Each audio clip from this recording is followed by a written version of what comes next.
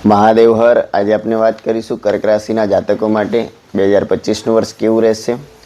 બૃહસ્પતિ 11મા સ્થાનેથી ભ્રમણ કરતા 14/5/25 12મા સ્થાને ભ્રમણ કરશે. ગુરુ 18 તારીખથી 10/25થી તમારી રાશિમાં ભ્રમણ કરશે. વર્ષારંભે શનિ મહારાજ તમારા 8મા સ્થાનેથી ભ્રમણ કરતા 29/3/25થી તમારા 9મા ભાગ્ય સ્થાને ભ્રમણ કરશે. વર્ષારંભે રાહુ મહારાજ 9મા ભાગ્ય સ્થાને તેમજ કેતુ 3જા સ્થાનમાં ભ્રમણ કરતા 18/5/25થી રાહુ 8મા સ્થાનમાં, કેતુ ધન સ્થાનમાં ભ્રમણ કરશે. મંગળ તમારા 12મા સ્થાનથી 4થા સ્થાન સુધી પૂરું ભ્રમણ કરશે અને વર્ષારંભે ગુરુ તમારા 11મા સ્થાનમાં ભ્રમણ કરે છે, જે તમારી આર્થિક સદ્ધરતામાં વધારો કરશે અને વધારો કરવાના પ્રયત્ન કરશે. નવા સાહસો આયોજનો દ્વારા તમને આર્થિક લાભ પ્રાપ્ત થાય અને લાભ મેળવવાના પ્રયત્ન કરશો. ભાઈ બાળુ સાથે અગાઉ ઊભી થયેલી મૂંઝવણોનું નિરાકરણ આવે. સંતાનોના કામકાજમાં પ્રગતિ થાય. સંતાનોને દેશ વિદેશમાં અભ્યાસ માટે મોકલવાની તમારી ઈચ્છા પૂર્ણ થાય. વિદેશમાં વસતા સંતાનો દ્વારા આર્થિક લાભ પ્રાપ્ત થાય. શેર સટ્ટાકીય કામકાજ કરવાવાળા સાવચેતીપૂર્વક કાર્ય કરશો તો સફળતા મળશે. 14/5/25થી ગુરુ તમારા 12મા સ્થાનમાં ભ્રમણ કરશે, જે તમને અણધાર્યા ખોટા ખર્ચના ખાતામાં ઉતારશે. ભૌતિક સુખ સાધનોની ખરીદી કરશો અને નોકરિયાત વર્ગને કામકાજમાં પ્રગતિ તેમજ આગળ વધવાના સારા ચાન્સ મળે. સ્થાવર મકાન વાહનની ખરીદી માટે અનુકૂળતા વધે.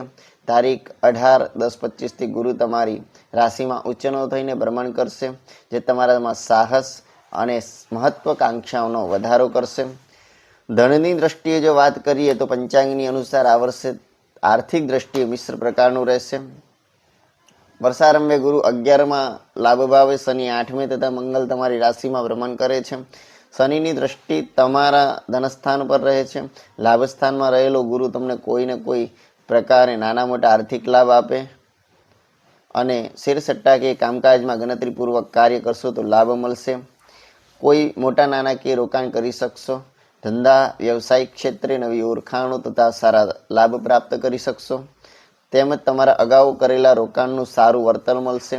તમે તમારી મહેનતનું સારું પરિણામ મેળવી શકશો. ઉચ્ચ સ્થાન અને પદવીની શક્યતાઓ નકારી શકાતી નથી. ભાઈ બાળુઓ સાથે સાથ સહકાર તમારા માટે ફાયદાકારક બને. તારીખ 21/1/25થી 2/4/25ના સમયમાં સંતાનોના કામકાજમાં આર્થિક ખર્ચ વધુ થાય. ધંધા વ્યવસાયિકોને કામકાજમાં મહેનત વધુ છતાં સફળતા ઓછી મળે.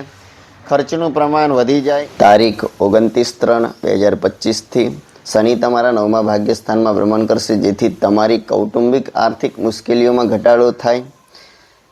અહીં તમારે શનિની પનોતી પૂરી થતાં કંઈક અંશે રાહત અનુભવશો. તારીખ 2/4/25થી 6/6/25ના સમયમાં ધંધા વ્યવસાયિકોને સમજશક્તિ દ્વારા આગળ વધવાની તક મળે તેમજ વધુ પરિશ્રમ બાદ અંશતઃ સફળતા મળશે. પોતાની તથા જીવનસાથીની તંદુરસ્તી માટે આર્થિક ખર્ચ થાય. 14/5/25થી ગુરુ તમારા 12મા સ્થાનમાં આવતા તમારી આવક પ્રાપ્તિમાં બ્રેક વાગશે. ક્યારેક તમારી ધારણા કરતાં ઓછી આવક મળે. અણધાર્યા વ્યવહારિક ખર્ચને કારણે આર્થિક મુશ્કેલીઓ અનુભવશો. નોકરિયાત વર્ગને પ્રગતિ થાય. નોકરી ઈચ્છુક ઉમેદવારોને નોકરી પ્રાપ્ત થાય. પ્રમોશન દ્વારા આવકમાં વધારો થાય. તેમજ તમારી હોશિયારીથી પ્રગતિ કરશો. આર્થિક લાભ મેળવશો. ધીરધારનો ધંધો કરનાર માટે આ સમય આર્થિક લાભ આપનાર બને. નાની મોટી ધાર્મિક યાત્રાઓ તેમજ વિદેશ યાત્રા કરી શકશો. પરિવારની દ્રષ્ટિએ વાત કરીએ તો પારિવારિક દ્રષ્ટિએ વર્ષ મધ્યમ પસાર થાય. વર્ષારંભે મંગળ તમારી રાશિમાં ભ્રમણ કરે છે. 3જા સ્થાનમાં કેતુ, 8મા સ્થાનમાં શનિ મહારાજ ભ્રમણ કરશે, જે તમારી પારિવારિક સુખ શાંતિને હની નાખશે. સાથોસાથ 3, 6, 8, 11માં પાપગ્રહ શુભ ફળ આપતા પરાક્રમ વૃદ્ધિ અને શાસ્ત્રા પ્રક્ષતિ લાભ થાય. પરિવારના સભ્યો સાથે તમામ પ્રકારના વિવાદોને ટાળવા હિતાવહ છે. પરિવાર સાથે બને ત્યાં સુધી કોઈ વિવાદ કરવો નહીં. ભાઈ બાળુ સાથે નાની બાબતોમાં ગેરસમજ ઊભી થાય અને તમારા આંતરિક સંબંધોમાં ગેરસમજ ઊભી થાય. જીવનસાથીની તબિયત સાચવવી. વડીલ વર્ગ તરફથી અપમાનના ઝાટકા સહન કરવા પડે. તારીખ 21/1/2025થી મંગળ વક્રી થઈ તમારા 12મા સ્થાનમાં ભ્રમણ કરશે, જે કૌટુંબિક જવાબદારીમાં વધારો કરે. સંતાનોના કામકાજમાં પ્રગતિ થાય છતાં તેમના કોઈપણ પ્રકારના આર્થિક નુકસાનનો ફટકો તમારે સહન કરવો પડે. સંતાનોના વિકાસ માટે આર્થિક ખર્ચ કરવો પડે. શરૂઆતમાં તકલીફદાયક રહે, પરંતુ પાછળથી મીઠા પરિણામો તમને અર્પણ કરે. અને તારીખ 2/4/25થી મંગળ ફરી તમારી રાશિમાં ભ્રમણ કરશે. આંતરિક જીવનમાં અશાંતિ ઊભી કરે અને ખોટી દલીલોના કારણે માનસિક અસ્વસ્થતામાં વધારો કરશે. તારીખ 14/5/25થી ગુરુ મહારાજ તમારા 12મા સ્થાનમાં ભ્રમણ કરશે, જે ધાર્મિક માંગલિક કાર્યોમાં ખર્ચની વૃદ્ધિ કરશે તેમજ ઘર પરિવારના ખોટા ખર્ચની પણ વૃદ્ધિ કરશે. મોસાર પક્ષ તરફથી લાભ થાય. તેમજ તારીખ 18/5/25થી રાહુ તમારા 8મા સ્થાનમાં અને કેતુ બીજા સ્થાનમાં ભ્રમણ કરશે, જે કૌટુંબિક સુખ શાંતિમાં ઘટાડો કરે. તમારી વાણીના કારણે પરિવારના સભ્યો સાથે મનદુખ થાય. 6/6/25થી તારીખ 28/7/25ના સમયમાં વિશેષ કાળજી રાખવી. કૌટુંબિક વિભાજન તેમજ સંતાનથી દૂર જવાના યોગ બને. તેમજ ગમ ખાઈને જીવવાનો પ્રયત્ન કરવો તો કૌટુંબિક એકતામાં શાંતિ રહેશે અને કૌટુંબિક એકતા જાળવી શકશો. સંતાનોના કામકાજમાં બેદરકારી રાખવી નહીં. તારીખ 13/9/25થી તમારા પારિવારિક જીવનમાં નિત નવી મુશ્કેલીઓ આવશે, પરંતુ તમારી શાંતિ અને ધીરજથી ઉકેલ મેળવવો પડશે. સ્વાસ્થ્યની દ્રષ્ટિએ વાત કરીએ તો કર્ક રાશિના જાતકો માટે સ્વાસ્થ્યની દ્રષ્ટિએ આ વર્ષ તમારા માટે થોડું અશુભ પસાર થાય. વર્ષારંભે શનિ 8મા સ્થાનમાં ભ્રમણ કરે છે, જે મંગળ તમારી રાશિમાં અને ગુરુ તમારા 11મા સ્થાને ભ્રમણ કરે છે. તમારે પડવા વાગવા અકસ્માતથી સાચવવું, શસ્ત્રક્રિયાથી સાચવવું, સંતાનના રોગ અંગેની ચિંતામાંથી મુક્ત થવાય, કોઈ આકસ્મિક મોટી બીમારીના ભોગ ન બની જવાય તેની કાળજી રાખવી, સંધિવા અને વાયુને લગતા રોગોથી સાચવવું. 21/1/25થી મંગળ તમારા 12મા સ્થાનમાં ભ્રમણ કરે છે. શારીરિક તકલીફોમાં થોડી રાહત મળશે. નેત્ર પીડા અને ઉદર પીડામાંથી સાચવવું. તારીખ 12/2/25થી 14/3/25ના સમયમાં કૌટુંબિક સભ્યોને પણ બીમારીથી સાચવવું. 2/4/25થી 6/6/25ના સમયમાં તમારા સ્વાસ્થ્ય પ્રત્યે વધુ સાવચેત રહેવાની જરૂર પડશે. સ્વાસ્થ્ય પ્રત્યે બેદરકારી રાખવી નહીં. નાની સમસ્યા હોય તો પણ બેદરકાર રહેશો નહીં. અને 6/6/25થી 28/7/25ના સમયમાં તમને શારીરિક તકલીફોમાં થોડી રાહત મળશે. વાયરલ ઇન્ફેક્શન, લોહી વિકાર તેમજ ચેપી રોગોથી સાચવવું. ખાનપાનની અનિયમિતતાથી તંદુરસ્તીની ચિંતા વધારે થાય. તેમજ 28/7/25થી નાની નાની શારીરિક સમસ્યાઓ ઊભી થાય. માનસિક થાક અને બેચેની પણ તમારી મુશ્કેલીઓમાં વધારો કરે. 16/8/25થી 16/9/25ના સમયમાં પરિવારના કોઈ પણ સભ્યને મસ્તક અને હૃદય રોગના રોગીઓને સારવાર ફલીભૂત થાય. ડિપ્રેશનના રોગીઓને રાહત મળે.